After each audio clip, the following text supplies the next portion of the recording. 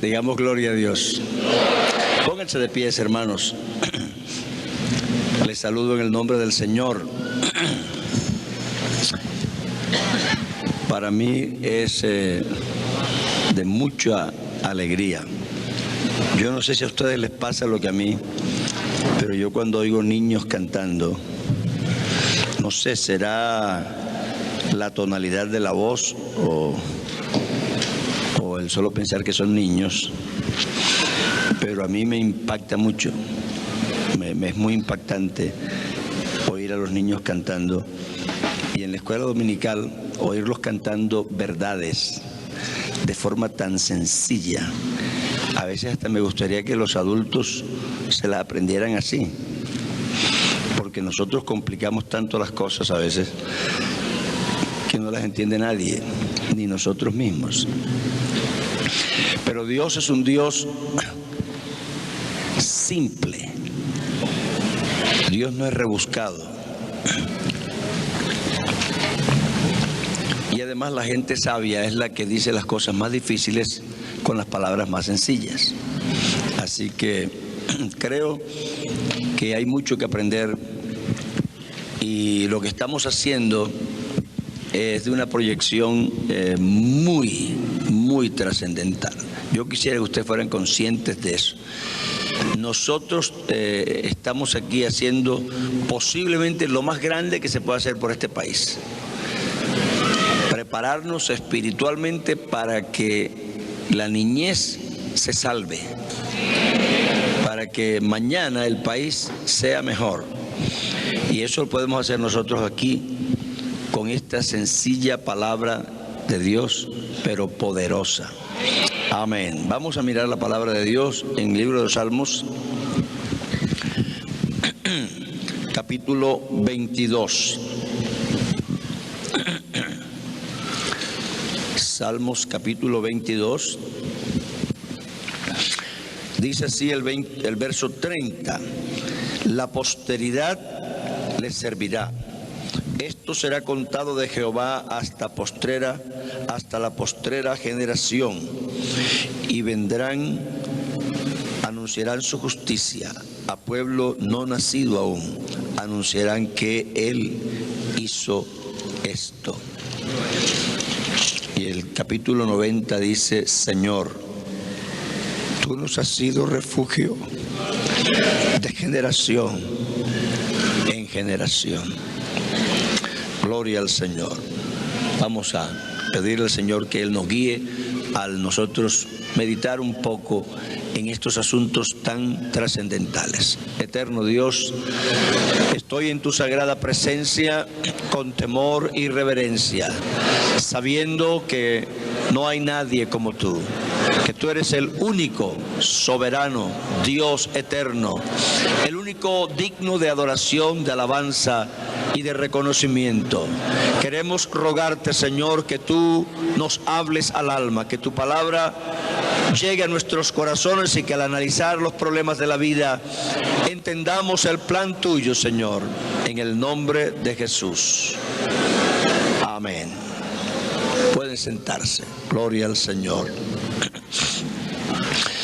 Realmente el propósito de analizar estos problemas o estas realidades de la vida del hombre no es para ser eruditos ni para jactarnos de lo mucho que sabemos de esto y del otro, sino es que para que, dados a pensar y a reflexionar, encontremos la grandeza de esta salvación. El hombre que encuentra la grandeza de esta salvación, primero, no la vende por nada, y segundo, se vuelve un proclamador, un hombre que va a proclamar, va a sembrar, porque él sabe lo grande que tiene en sus manos. Usted no va a salvar a nadie diciéndole: hermano, sea fiel, hermano, esfuércese, hermano, mire que no lo tumbe el diablo. Eso es verdad, pero eso no lo va a salvar. Pero si usted le enseña a él lo grande que es la salvación, el día que él sienta que tiene un tesoro guardado que vale mucho, entregará la vida, pero nunca la va a dejar. Y entonces usted conseguirá lo otro, que sea fiel, que busque a Dios, que no venda la salvación. Todo eso se va a conseguir. Así que hay una forma correcta de conseguir los resultados. Por eso creo que es importante eventos como estos, en los que nos sentamos a escuchar, a reflexionar en la presencia de Dios, porque Dios está aquí. Dios está aquí. Yo he sentido su presencia desde que entramos. Parece que uno puede hasta distraerse y cuando vuelve otra vez siente que está en la presencia de Dios. Hay algo grande en medio de nosotros. El ministerio con la niñez a través de la historia. Nosotros debemos ser conscientes de que somos solo una generación de una secuencia de generaciones. Generación va y generación viene, dice la palabra de Dios. Toda sociedad, hermanos, usted coja los libros de historia, las enciclopedias, lea lo que se escribe en las revistas, mire los programas, y usted se dará cuenta que toda sociedad organizada, piense usted en los países más organizados que quiera, Estados Unidos, Canadá, Alemania, Suecia, Suiza, cualquier país en el que sea organizado y que sea además progresista. ¿Sabe cómo se le nota a un país que es ordenado y progresista? Donde los niños tienen importancia. Yo leí una anécdota de un líder español que era anarquista. Él creía mucho en la libertad del ser humano y estaba en un parque. Él era político, era del gobierno, estaba con otro en el parque charlando sobre los problemas del país. Y había unos niños ahí jugando, y entonces el balón se le escapó varias veces y les cayó a ellos, y ellos tenían que regresar el balón. Y por ahí como a los 10 minutos le dijo él al compañero: vámonos de aquí para que dejemos jugar a esos niños. Aunque ellos estaban hablando de los problemas del país.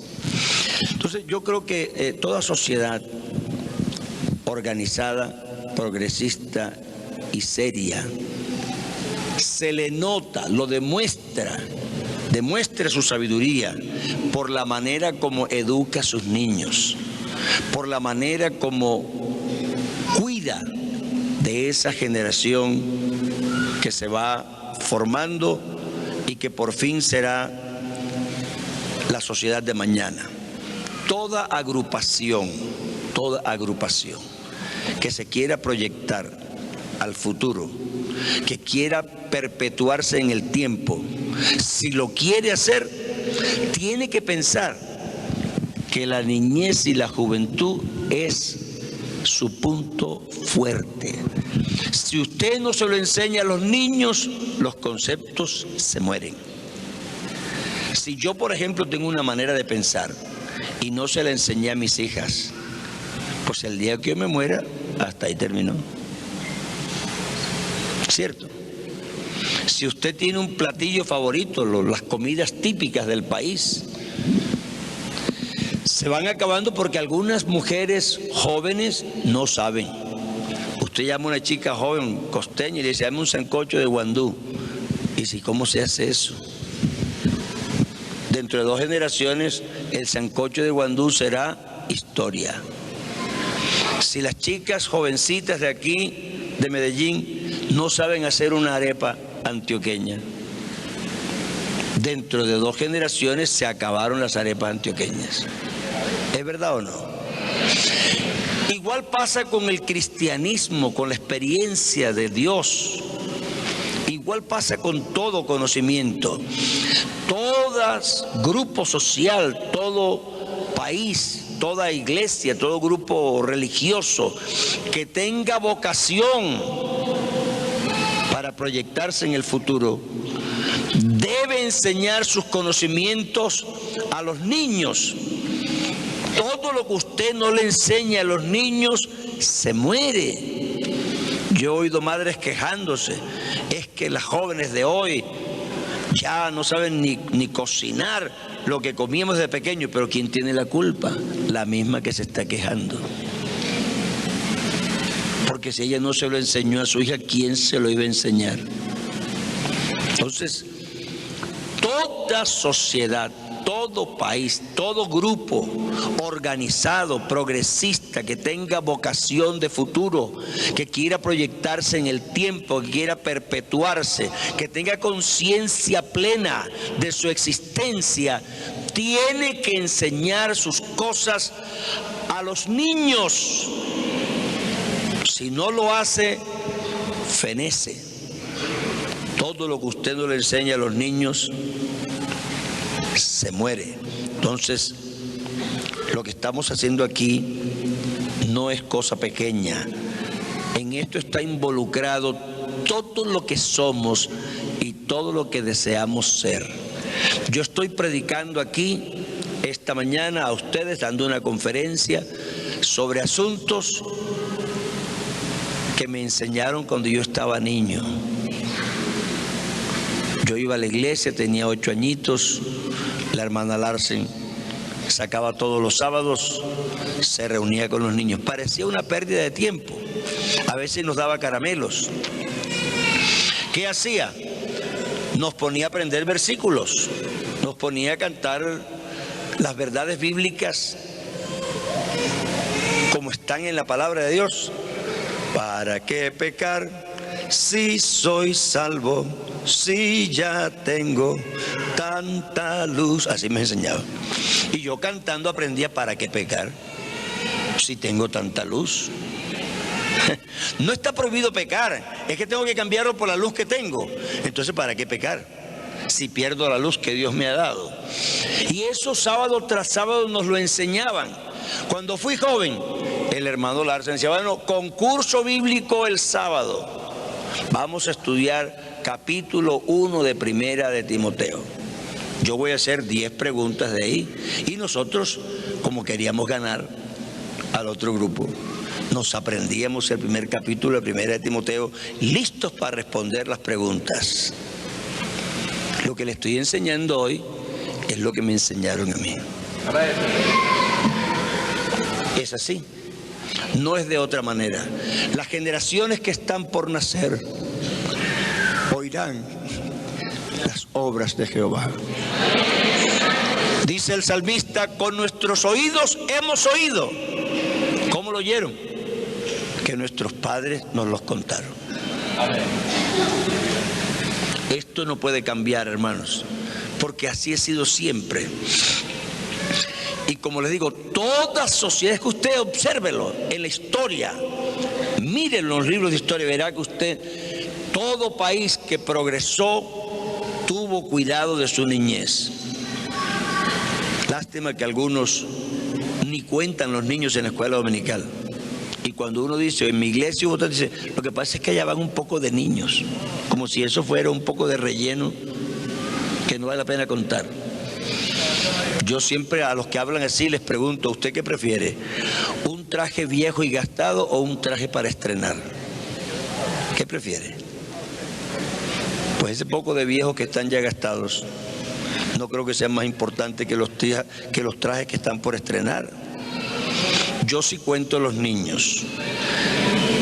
Y de la iglesia donde yo salí, la mayor parte de pastores no salen de los viejos, salen de los niños. Se forman ahí y cuando están jóvenes ya están listos. Por eso será que habrá algunos que es tan difícil enseñarles ciertas cosas de la Biblia. Porque como nunca la habían leído, no la tienen metida en el alma, la aprendieron ayer. Pero yo no me acuerdo el día que yo no sabía la Biblia. ¿Por qué? Porque me la enseñaron de pequeño. Yo no recuerdo haber vivido un día sin el conocimiento de la Biblia. Y de pronto sí, viví 7 años sin eso, pero no lo recuerdo, hace tanto tiempo. Ya estoy un poco entrado en años. En las sociedades antiguas, yo tomé como ejemplo la egipcia. pudiera haber tomado otra. Porque toda sociedad antigua, usted léalo, las sociedades antiguas que fueron imperios, que dominaron el mundo, que progresaron, que exportaron su cultura, que impusieron sus maneras, su idioma, su sabiduría, fueron gente que tenía un sistema educacional bien definido. Usted no puede dejar de enseñar, porque el día que deja de enseñar, deja de existir. Sencillamente con el caminar enseña, con el hablar enseña, con la forma de vestirse enseña, con la forma de peinarse enseña. Todo en la vida es una lección. Se da con palabras o se da sin palabras, pero se da. Así que usted no puede evadirse de enseñar. Entonces, como estas sociedades han sido conscientes de eso, elaboraron un sistema para no enseñarlo de manera inconsciente, sino para enseñarlo conscientemente y persiguiendo algunas metas definidas. En el caso de los egipcios, ellos tenían una forma muy elaborada de formar y educar a la niñez y a sus jóvenes. Le llamaban el proceso de iniciación. Ese proceso de iniciación era realmente largo, amplio y difícil.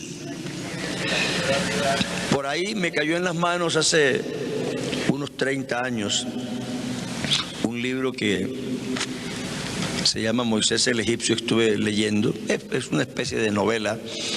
No sé si todo lo que dice allí será verdad, pero de todos modos el autor se tomó el trabajo de investigar cuál era el proceso por el que pasaban los iniciados egipcios. Y como la Biblia dice que Moisés fue instruido y educado en toda la sabiduría de los egipcios, él pone a Moisés a vivir esas experiencias. Hasta dónde eso sea exactamente cierto, pues es difícil de saber. Pero lo que sí es seguro que Moisés tuvo que haber pasado por alguna de esas cosas. Y también es seguro que esa sociedad tenía esa metodología de enseñanza. Era un proceso de iniciación. Eso encerraban a 4 o 5 jóvenes.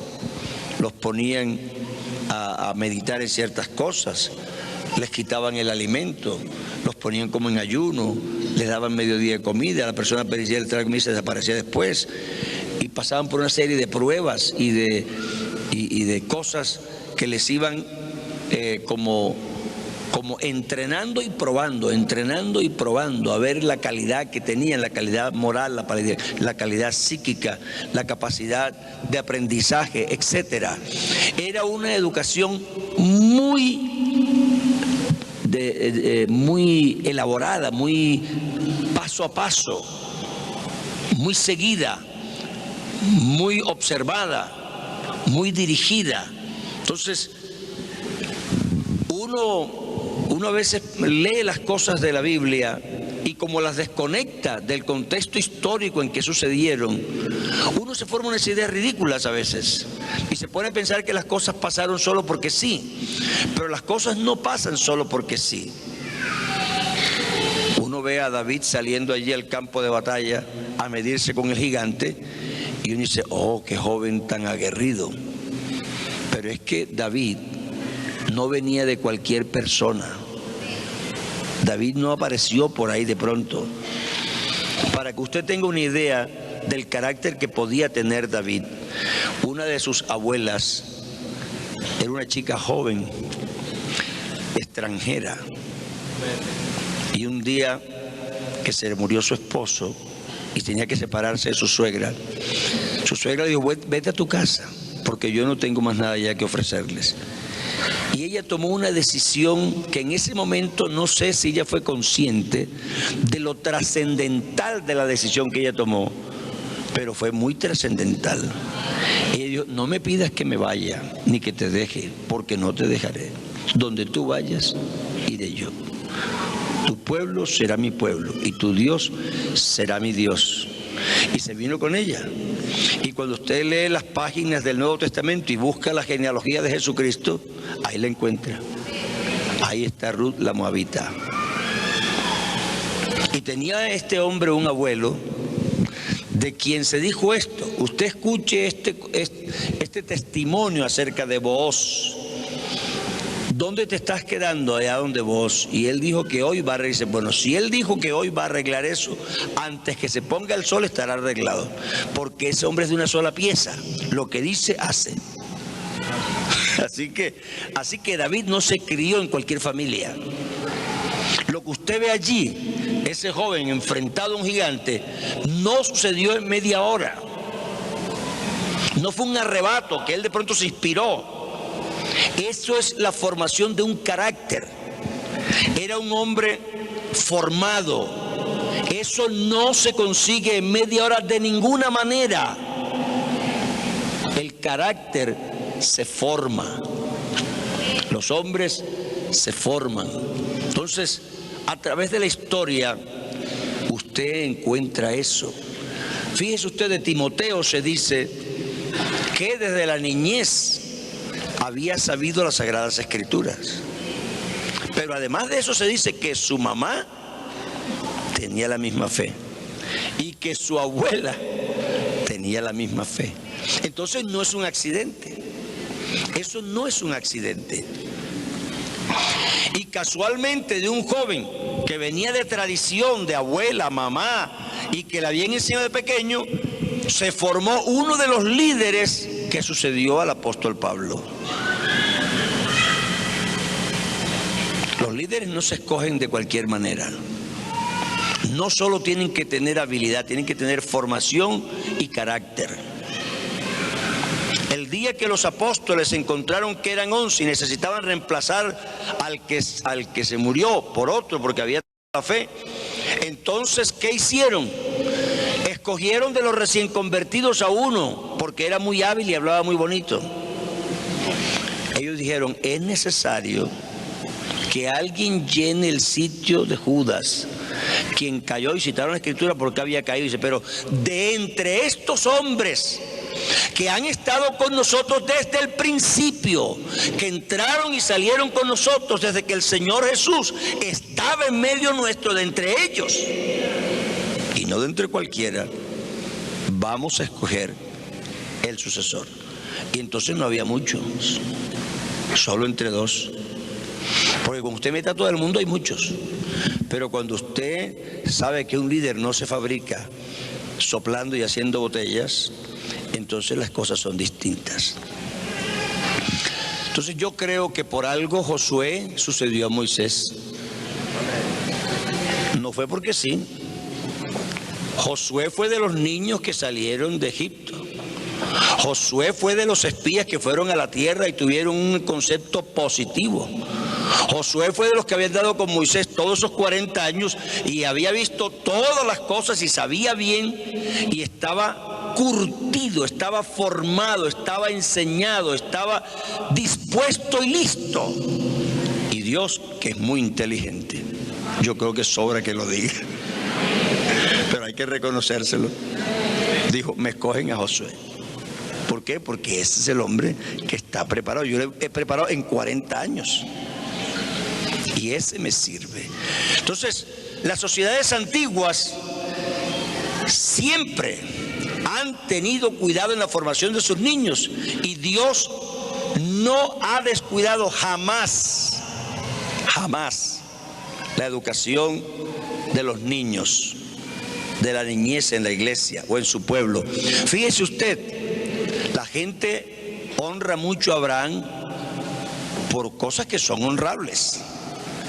Bueno, nosotros llamamos a Abraham el padre de la fe y la Biblia dice que él fue un hombre de fe, así que eso no es mentira. Pero hay cosas que le hemos pasado por altos.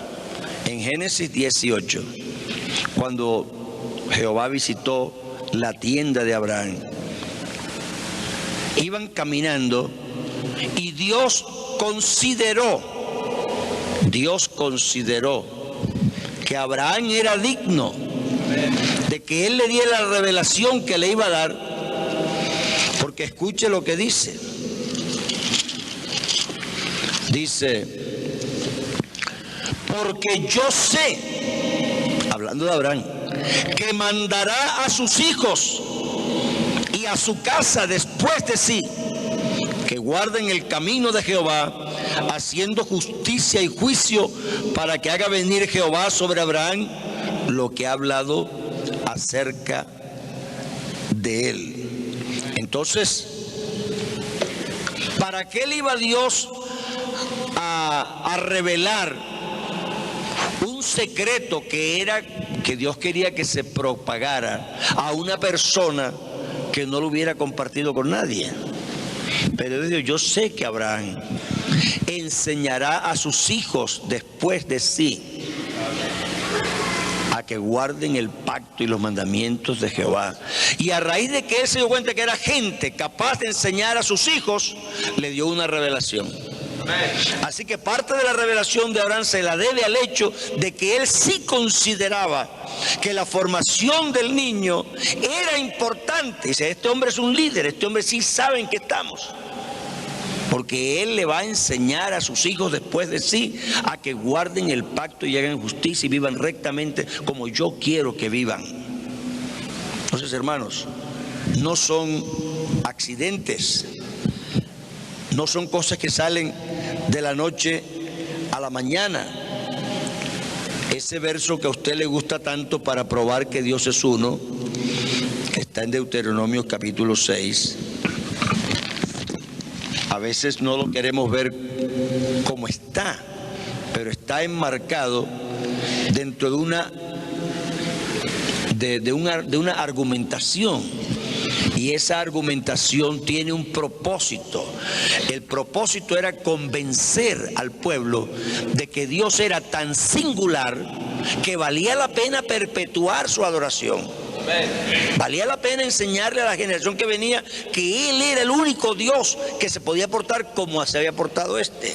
Entonces, dice aquí, capítulo 6 de Deuteronomio, dice el verso 7, el 6: y estas palabras que yo te mando hoy estarán sobre tu corazón, y las repetirás a tus hijos y hablarás de ellas estando en tu casa y andando por el camino y al acostarte y cuando te levantes.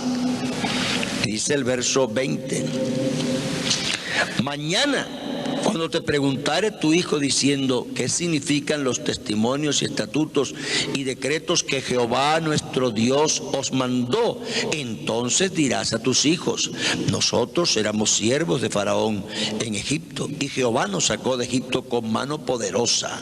Jehová hizo señales y milagros grandes, terribles en Egipto, sobre Faraón y sobre toda su casa, delante de nuestros ojos, y nos sacó de ella para traernos y darnos la tierra que juró a nuestros padres. En otra parte dice: cuando tú vayas a la tierra que yo te voy a dar y tú sacrifiques el cordero de la Pascua y tu hijo te pregunte: bueno, papi, ¿y nosotros por qué comemos este cordero así? Tú le dirás: porque nosotros fuimos esclavos en tierra de Egipto, y Jehová con mano fuerte y con brazo extendido, con prodigios y milagros y señales. Nosotros no solo vamos a repetir a nuestros hijos las teorías, sino las realidades, las experiencias, lo que Dios ha hecho vivo en medio de nosotros. La generación que va creciendo no solo tiene que conocer las teorías cristianas, tiene que conocer la realidad del cristianismo. Yo creo que lo he dicho en algunas partes y lo repetiré en este día. Yo tenía la costumbre, como muchos padres cristianos, que cuando mis hijas iban a la cama, a la noche, sacábamos el libro, sacábamos la Biblia y le leíamos una historia bíblica, la historia de José, la historia de David, la historia de etcétera. Y eso es bueno y se debe hacer. Pero un día Dios me habló y me dijo: ¿por qué no le cuentas tu historia? Porque siempre es como diferente saber lo que le pasó a él, porque él no es su papá. Pero otra cosa es que sepa lo que me pasó a mí, porque yo sí soy su papá. Yo nunca le enseñé a mis hijas que era un orgullo estar en Europa. día de alguna manera me preguntaron y le dije, mija, estamos aquí en Europa porque estos europeos ignorantes no sabían vivir, estaban perdidos. Y Dios nos mandó aquí a enseñarles la verdad. Así les dije. Me pensarán ustedes orgullosos, pero yo no quería que mis hijas se enamoraran de Europa. Europa era una diosa pagana. Yo quiero que se enamoren de Jesucristo. Para mí no fue ningún orgullo vivir en Europa. Europa es un continente corrompido, perdido, lleno de hechicería, de corrupción sexual y de todas clases. Estuvimos allá porque Dios nos mandó a predicar la palabra. Y yo quería que mis hijas supieran eso, que estábamos ahí solo por eso. Lo demás no valía la pena. No valen la pena los monumentos, no valen la pena nada. Lo único que vale la pena es lo que va a permanecer eternamente. Gloria al Señor. Cuando terminé la historia, me estaban mirando así. Entonces me dijo una, papi, yo sé quién es ese niñito. Yo le dije, ¿quién es ese niñito? Dice, ese niñito eres tú, ¿verdad? Digo, ese niñito soy yo. Aleluya. Ese niñito perdido, sin esperanza, rescatado y hecho ministro, soy yo. Nosotros tenemos que contar a nuestros hijos no solo las teorías, hay que enseñar la doctrina. Es importante, pero hay que enseñar cómo nos ha afectado esa doctrina en la vida práctica. ¿Qué efectos prácticos ha tenido en nosotros el haber creído en una religión? Porque muchas veces, hablando con muchos católicos, yo les he dicho, el problema no es que usted sea católico y yo sea evangélico.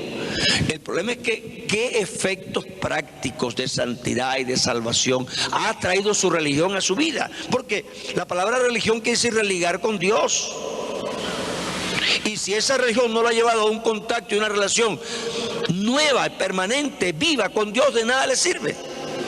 La religión que no le lleva al hombre una experiencia viva con Dios no tiene razón de ser, porque la única razón de ser que tiene la religión es guiar al hombre a Dios. Y si no cumple eso, es obsoleta. Así que a nuestros hijos y a nuestros niños tenemos que pasarles la experiencia, los efectos prácticos, porque históricamente eso es lo que ha perseguido Dios. Que vean que esos principios no son solamente una disciplina moral, sino que son una forma de vida que transforma al hombre, que lo hace desenvolverse y desarrollando hasta llegar a los peldaños más elevados. Yo me pongo a mirar la vida de Ana. Ana tuvo un niño y ella formó a ese niño.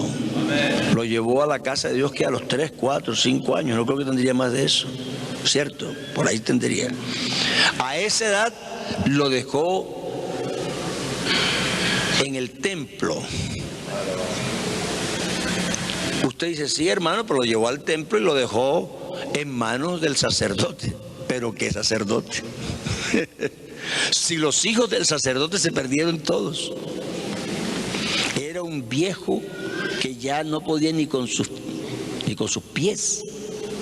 No enseñó a sus hijos. El día que Dios llegó al templo a llamar un reemplazo, debió llamar a uno de sus hijos, porque eso era la palabra de Dios. Pero no encontró a ninguno, tuvo que llamar a un extraño que sí había sido enseñado. Y su mamá lo había enseñado en cortito tiempo. Pero Dios había sido específico en su educación de Samuel. Y Samuel estaba preparado. Y esa enseñanza tuvo que traerla de su casa, porque allá en el templo, nada de nada. Ese señor no tenía capacidad para enseñar. Bendito sea el Señor. Vea usted lo específico que es Dios. Cuando Él anunció el nacimiento de Sansón, Él le explicó a los padres cómo debía ser la vida del niño y qué debían enseñarle. Y no solamente eso, sino que le prescribió a la madre cómo tenía que vivir ella para que el hijo saliera como Dios quería que saliera. Entonces Entonces, esto de enseñar niños y las generaciones y educar, hermanos, no es solamente sacar un ratito de la escuela dominical porque hay muchos niños y entonces mientras el pastor predica hacen ruido y hay que ponerlos allá a cantar. No, esto es más serio. Y algunos pastores, con todo el respeto, parece que no han caído en cuenta de esto. Algunos dicen, no, es que los niños tienen que oír carne y no leche. Bueno, la leche no es porque la hable el pastor o la hable otra persona, es por el contenido de la lección. Lo que se enseña contiene leche, contiene vianda. El pastor a veces, cuando ve que hay muchos bautizados nuevos, repasa los principios, los lechunos o los lechosos, ¿verdad? Y lo que está predicando es leche, aunque sea el pastor. Pero puede ser que el maestro de escuela dominical allá, que ha pasado por una secuencia de lecciones, le tocó ese hablar de un tema que es pura carne, pero no dietética, pura proteína. Entonces, ¿quién está hablando carne y quién está hablando leche? Eso no es porque sea el pastor, es que el tema a veces es suave y a veces es pesado. Entonces, a veces se habla carne en la clase de escuela dominical y leche en el púlpito del pastor o viceversa. Dependerá lo que querramos enseñar. Pero Dios sí tiene un programa. Y entonces, si usted examina la historia de la iglesia, del pueblo de Dios, la historia de la humanidad, desgraciadamente, son tiempos cortos aquí para uno exponer todo eso. Pero, hermanos, sí le recomiendo que usted, si quiere sacarle más provecho a esto, y mañana el hermano Reniel tiene un tema que va como en consonancia con este. Ojalá salgamos de aquí con una idea bien clara, que esto no es que se nos está ocurriendo a la Iglesia Pentecostal Unida, es que nosotros necesitamos hacer la voluntad de Dios y Dios siempre ha mostrado un interés definido por formar las generaciones que nosotros estamos engendrando. Así que todo niño debe recibir una educación adecuada. La Biblia habla mucho de eso. Si usted lee el libro de los Proverbios, yo me acuerdo que cuando yo estaba muchacho, tendría como 12 años, la hermana Larsen me recomendó que leyera el libro de Proverbios. Yo me lo leí varias veces. Los Proverbios de Salomón, para dar sagacidad a los simples. Y como yo era uno de los simples, necesitaba leerlo. Ese libro habla mucho de la enseñanza. Hijo mío, no olvides la enseñanza de tu padre.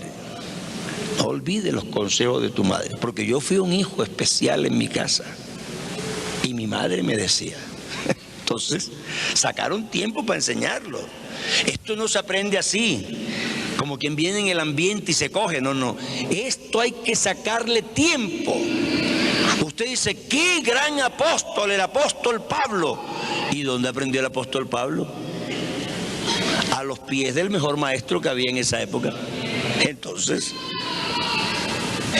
usted no puede evadirse de eso, porque esa es la verdad. Nosotros necesitamos tener conciencia de eso. El libro de los Proverbios está lleno de consejos sobre la enseñanza, y es el libro que contiene aquella frase famosa en la escuela dominical: instruye al niño en su camino, y aun cuando fuere viejo. Escuche eso, porque hay muchos niños de la iglesia que se perdieron. No, hermano, es que uno los cría hasta cierta edad y ellos vienen y todo, pero después el mundo, el diablo, ni el mundo ni el diablo, fallaron los que le enseñaron. O la Biblia deja de ser verdad. La Biblia dice que si tú lo instruyes bien, aunque sea viejo, no se aparta. Eso dice la Biblia. Así que no le echemos la culpa al diablo y al mundo cuando nosotros hemos fallado. Entonces tenemos que estar ahí pendientes de educar, de enseñar. de dar el ejemplo, de mostrar el camino, de conocer los secretos bien. Esto históricamente ha sido así, esto no va a cambiar, bendito sea el Señor. Así que la palabra de Dios nos enseña a educar a nuestros hijos.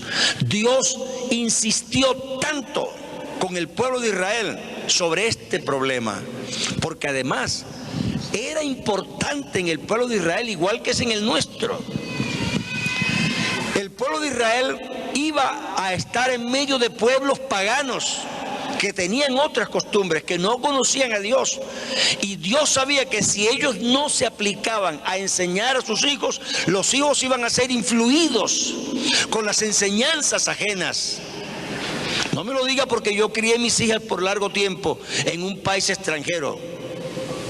Yo sé cómo es eso. Un día la Bernibón llegó al colegio, a la casa, estaba chiquita y me dice: papi, allá en el colegio tenemos a Cristo ahí. Y yo le dije: bueno, mija, ese realmente no es Cristo.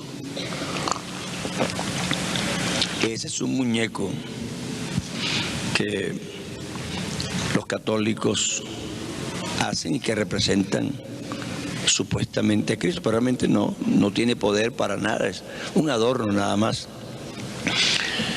Y le expliqué. Entonces, al otro día en la tarde, cuando vine del colegio, dice: papi, le dije a la maestra: maestra, ese no es Cristo, es un muñeco.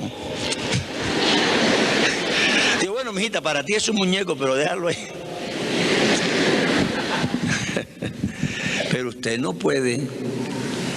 puede dejar que sus hijos y reírse nada más. Ay, qué cosa de linda el niño lo que dijo. No, señor, esto es serio. Esto es serio. Yo soy tu Dios fuerte y celoso. En esto yo soy muy celoso. Usted puede hacer chistes y reír con todo. Algunos me conocen, es que a mí me gusta reír bastante. Pero hay cosas sobre las que yo no me río nunca, nunca. No me haga chiste con cosas de Dios, porque yo no me río de eso. Las cosas con Dios son graves, serias, eternas, importantes. Y Dios nos ha puesto a que nosotros hagamos este trabajo con esa responsabilidad. Bendito sea el Señor. Lo que es de Dios, es de Dios. Y para nosotros es supremo, porque lo que Él piensa y quiere no se puede discutir. Gloria al Señor. Oh, aleluya. Así que los israelitas, por esta insistencia, ellos desarrollaron un sistema de educación que era la escuela rabínica. En esa escuela le enseñaban al niño todos los secretos de la ley de Moisés, todo lo que tenía que saber, porque es que el pueblo de Israel es un pueblo teocrático. Es decir, que la ley de Dios era también la constitución nacional. Saberse la ley de Moisés era saberse el código de proceso legal, lo de proceso penal. Ahí decía cómo tenían que sembrar la tierra, ahí decía cómo tenían que respetar las herencias, ahí decían cómo se vendían las cosas, ahí decía cómo se pagaban las deudas, ahí decía cómo se le perdonaban las deudas a las personas, ahí decía cómo se vengaban las muertes ajenas, ahí decía dónde la persona podía refugiarse para evitar que lo mataran mientras le hacían un juicio, etcétera. Así que cuando el niño llegaba a los 12 años, estaba listo. Le habían enseñado los secretos todos de la ley de Moisés para que él supiera cómo iba a vivir en sociedad y cómo le iba a servir a su Dios. Ese niño en ese momento se iba a convertir en propagador y en conservador del conocimiento y de la cultura de su pueblo. No era un ignorante. Y el pueblo de Israel, hermanos, aprendió esta lección muy profundamente. Yo creo que a nosotros de pronto a veces no nos llaman la atención cosas que debían llamarnos la atención. Por ejemplo, si usted sale a la calle y de pronto encuentra que hay aquí en la plaza un hombre hablando, bueno, usted se queda ahí escuchándolo, ¿verdad? Y de pronto se pasa media hora o una hora oyendo, depende si el hombre habla interesante o no. Pero usted está solo, normalmente salió al centro a hacer sus compras, etcétera. Ahora Jesucristo estaba enseñando en una parte desértica, más bien lejos de la ciudad. Pero el día de la multiplicación de los panes, había allí muchos niños. Muchos niños. Los padres no estaban solos. Los padres andaban con sus hijos.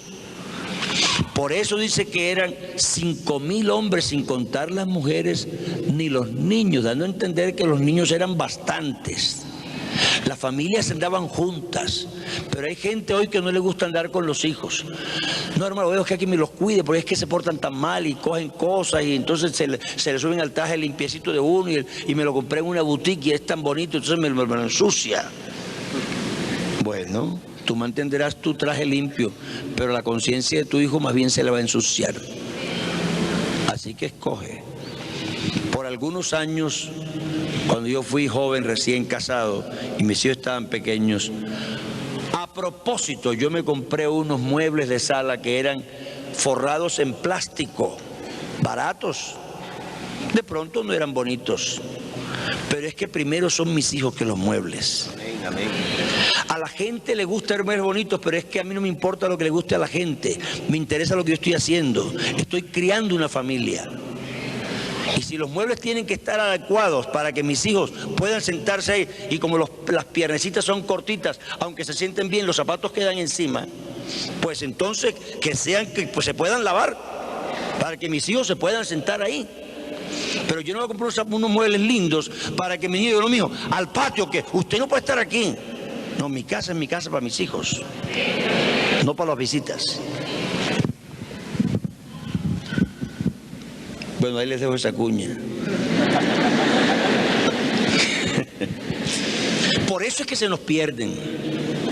Porque nosotros no estamos organizando el hábitat con el propósito pedagógico de formar los hijos, sino con el propósito, ¿cómo diríamos eso?, vanidoso de quedar bien con la gente. Uy, ¿has visto la casa del hermano Álvaro? Una casa especial. Tuviera los muebles que tiene, sí, pero entonces mis hijos, ¿dónde están?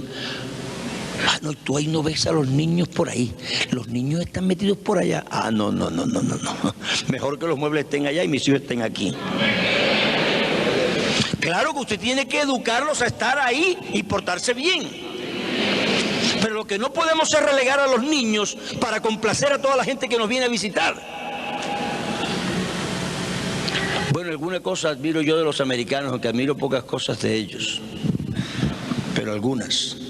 A mí me gusta ellos cómo tratan a los niños. Yo he estado en fiestas y la señora bien arreglada dice, me perdona un momentico, voy a acostar al niño. Y deja las visitas ahí, porque a las 8:30 el niño se va a acostar y se va. Acuesta a su niño, lo arregla, ahora con él, etcétera, y después de media hora se presenta, no ha pasado nada. Todo el mundo que tiene hijos sabe que hay que acostar los niños. Entonces, ¿por qué se van a asombrar que una mamá haga lo que tiene que hacer? Pero nosotros no. Nosotros estamos, habla y después decimos, ay, es que las visitas se quedaron hasta tan tarde, yo deseando que se fueran, porque los niños, no, ve y pon tus niños y sigue hablando con la visita después. Pero nosotros somos así. Entonces, ellos desarrollaron un sistema de escuela rabínica para enseñar a sus niños todo el consejo de Dios, todos los secretos de la vida, para que cuando llegaran a la edad madura, a la mayoría de edad, ellos pudieran ser ciudadanos que supieran cómo comportarse y qué tenían que hacer y cuál era su rol en la sociedad. Estaban formados. Eso no solamente lo hicieron los hebreos. Si usted lee las historias de los chinos, sobre todo los chinos y los japoneses, siguieron normas muy precisas, muy rigurosas de formación de sus generaciones.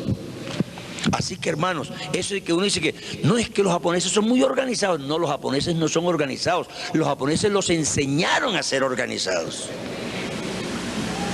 Nosotros también podemos ser organizados si nos aprendemos, si nos enseñamos el uno al otro, entonces vamos a aprender. Pero aprendamos de la historia, aprendamos de las sociedades viejas, aprendamos cómo ellos han conseguido lo que han conseguido. Y entonces nosotros tendremos también Yo creo que hemos mejorado en algunas cosas. Hace unos años yo comenté, viniendo del Canadá, que me llamaba la atención ver en el Canadá y Estados Unidos muchos hijos de pastores que eran los activos en la iglesia. Tocaban el instrumento, algunos predicaban, algunos fueron pastores. Y yo no veía mucho eso entre nosotros.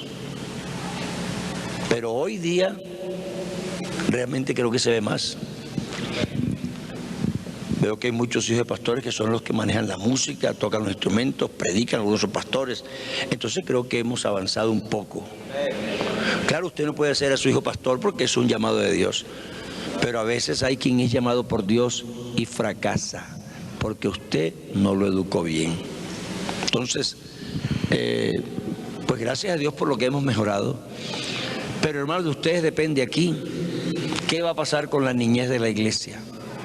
Créanme, ustedes tienen un papel muy determinado o determinante que jugar aquí en este asunto de formar la niñez y la juventud de la iglesia. Esta gente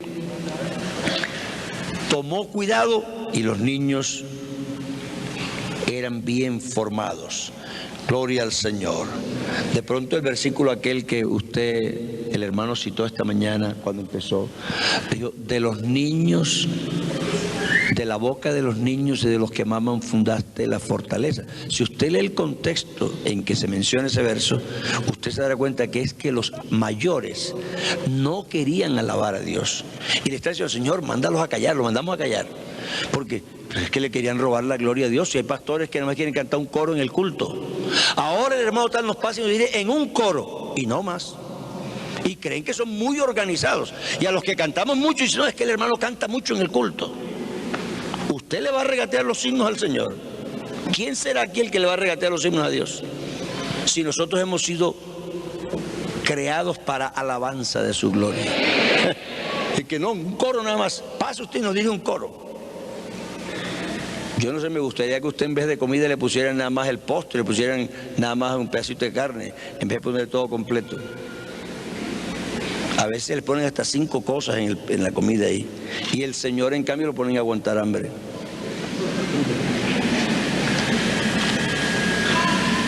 Es que los mayores le estaban negando la alabanza al Señor. Entonces, bueno, si los mayores no quieren, entonces vamos a coger los niños. Porque ellos sí alaban. Aleluya, y póngalos a cantar y verás cómo alaban al Señor. Entonces, hermanos, eso lo aprendimos fue de niños cantándole al Señor. ¿Cómo es que usted no es feliz cantándole al Señor? No, pero es que, hermano, se sale muy tarde del culto. Pero es que después del culto se ponen a hablar y a comer pizza. Entonces, ¿cuál es el problema? Termina tarde. Mejor saquemos media hora más de alabanza al Señor y no comemos pizza que daña la sangre, el colesterol, el triglicérido y todo eso. Y en cambio, alabar al Señor no daña nada. Diga gloria a Dios. Aquí hay un poco de maestros jóvenes. Ahora, yo no tengo nada en contra de la pizza, yo también como pizza a veces. Lo que pasa es que parece que es la que me viene más a la mano casi siempre. Allá en la iglesia yo soy pastor, los hermanos apenas digo algo así, dice, ya el hermano va a decir algo de la pizza seguro y ahí va la pizza. Bueno, como no soy italiano. Pero como los mayores sencillamente le negaron la alabanza al Señor y se volvieron reacios a alabarle, Dios dijo, no, de los niños entonces y de los que sean como ellos será el reino de los cielos. Aleluya. Así que, hermano, no le neguemos al Señor lo que es del Señor, porque entonces vamos a terminar mal. La educación de los niños ha desembocado en grandes eventos, en grandes efectos. Muchas de las cosas grandes que han pasado en la historia de la humanidad es porque hubo alguien bien educado. Vea, yo me pongo a pensar en esto. En el caso de Moisés. La mamá de Moisés se lo entregaron y ella lo tuvo, ¿qué sería? 5, 7, 8 años. ¿Cuántos? No creo que sería mucho más. 10, póngale 10. Ya el niño estaba así, pero 10 añitos. Cuando Moisés salió de la casa de Faraón tenía 40. Eso quiere decir que los otros lo tuvieron 30 años. La mamá 10 y la sociedad contraria lo tuvo 30 años. Y si lo hicieron pasar por todo lo que este señor dice que hacían pasar a los egipcios para formar los hermanos, eso le lavan el cerebro a cualquiera. Ese hombre quedaba a veces moribundo, con la mente así que no sabía dónde estaba, es decir, pasaba unas pruebas duras. Pero esa señora cogió esos 10 años y los aprovechó bien aprovechados. Y dijo, ahora se lo echo al que quiera. Que traten de destruir lo que yo le enseñé a ese niño, a ver si pueden. Porque usted dice que no, hermano, es que después lo mandé al colegio y usted sabe, el profesor era ateo y los niños de allá no eran cristianos. Entonces vino la niña que se quería poner pantalones y el short, porque como las otras amiguitas, no sé qué. Mentira. Eso no es verdad. Eso no es verdad. La gente tiene tentaciones no por los niños ajenos, sino porque ellos mismos son personas y tienen sus tentaciones.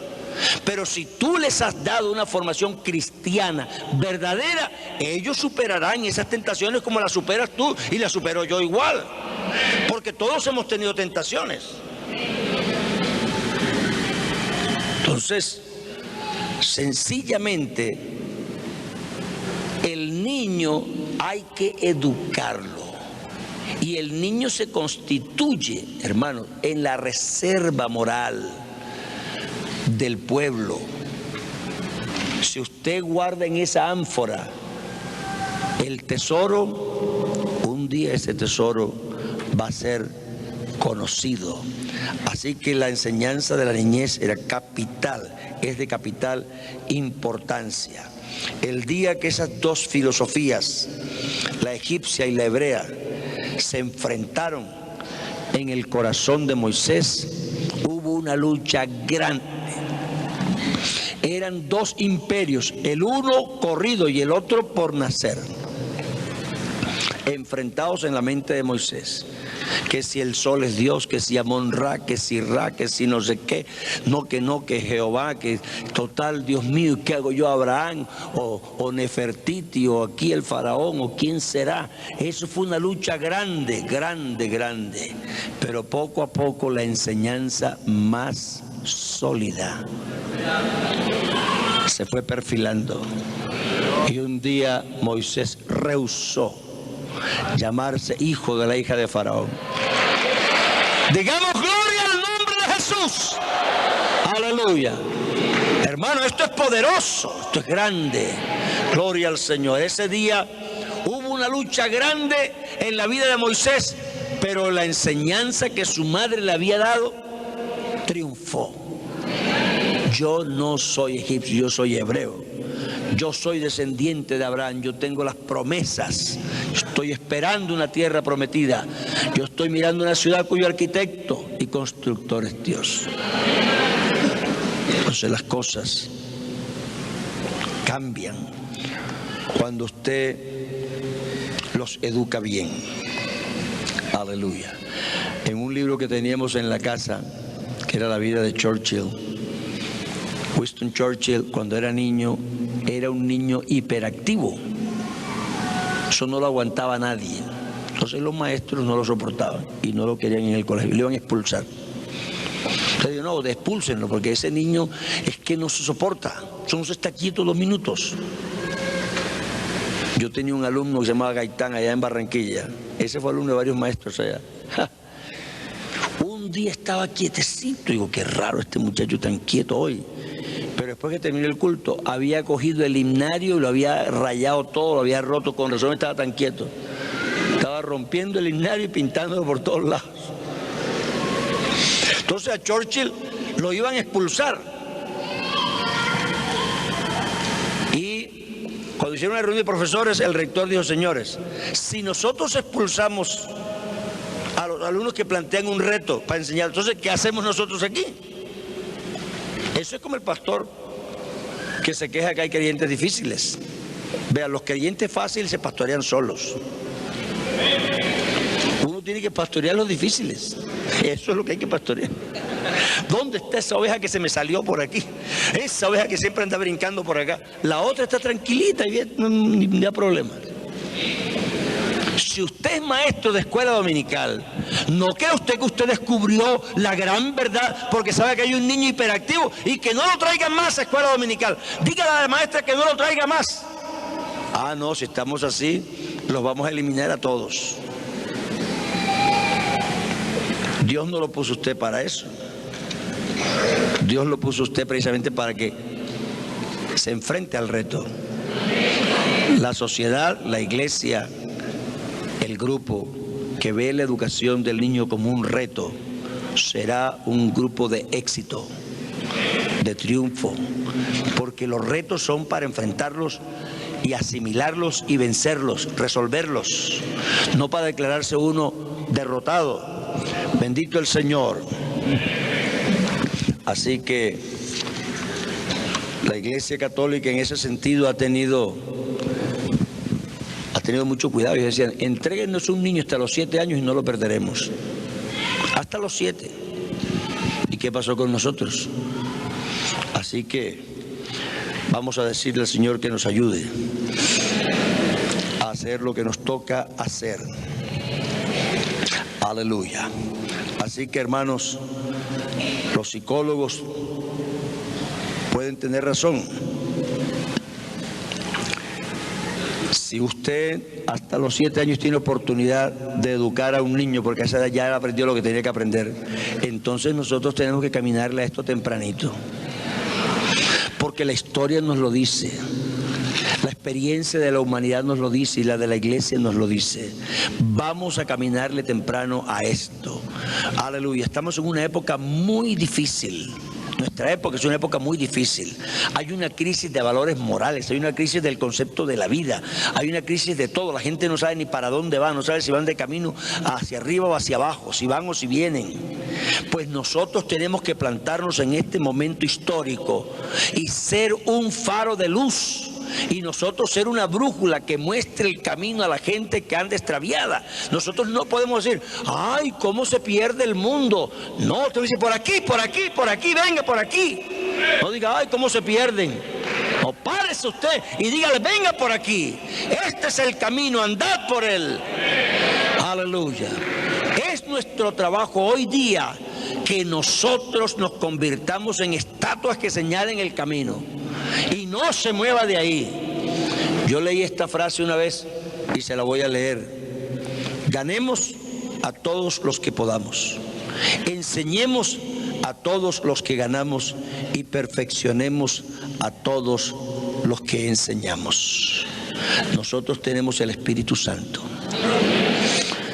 Estamos llenos de la cosa más grande y más poderosa que puede existir en el universo. Es el arma más contundente que hay, porque el Espíritu escudriña los secretos y parte las intenciones y conoce hasta lo profundo de Dios. Esa arma poderosa es la que Dios ha puesto en nuestras manos. Entonces, usémosla en el nombre del Señor. Que la historia nos sirva para aprender, pero no nos quedamos aquí estudiando libros viejos. Aprendemos historia para practicar diferente o para repetir lo que haya sido bueno y corregir lo que haya sido una equivocación. Pero no podemos equivocarnos. La generación tierna necesita formación. Amén. Pongámonos de pies, hermanos, y démosle gracias al Señor por su palabra. Diga gloria a Dios. Aleluya. Oremos. Eterno Dios,